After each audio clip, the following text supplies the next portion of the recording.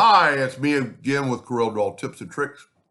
Same pattern, really easy to make, but made three different ways. So these are broken apart. These just have one break and those are solid. And if you want to take a screenshot of that right there, that's kind of what we need. We're going to draw a square. It doesn't really matter what size, but hit P to put it in the center of the page. Now we're going to take that one and hit the plus key on the keyboard and put it right there and have it snap to.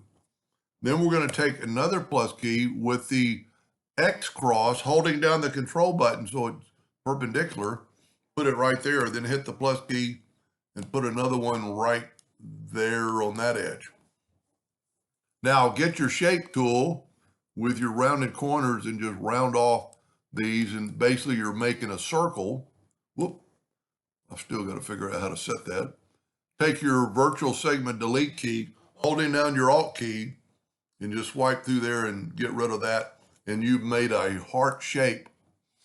Now, take your Smart Fill tool and fill in that shape. And the reason we did this is made up of three objects, where this is just one object. I'm going to left click, right click. I'm going to Control D, Alternate C to have it rotate from the center and rotate it 90 degrees. Then Control D, Control D. Now let's make it like 36 points. And at this time we can go here and go to Object and convert it to an outline. And we can left click, right click, and you get that.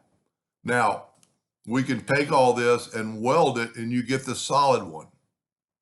So we'll move that out of the way. And if you remember, we used 36 points. So I'm going to draw another line. Doesn't really matter how long. Make it 36 points. Go ahead and go to Object, convert the outline to an object. And we're going to left click.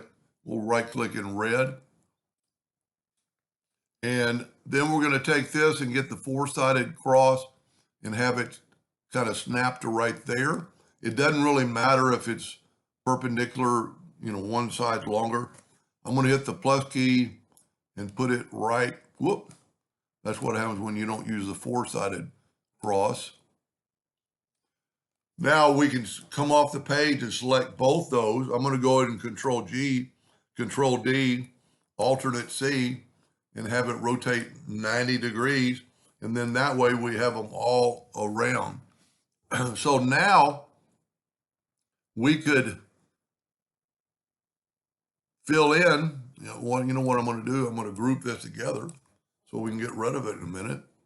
Take your Smart Fill tool and fill in that. And see, by that, you've got a space.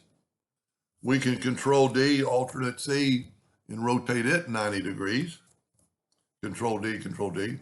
And because it's a group now, I can move this out of the way.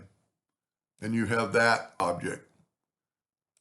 Let me go ahead and make this one blue so we can kind of see that it's solid. Now, if you remember, I nudged this, so I'm going to nudge it right back to the center. And on this one, we'll just take the virtual segment delete key and delete that one line.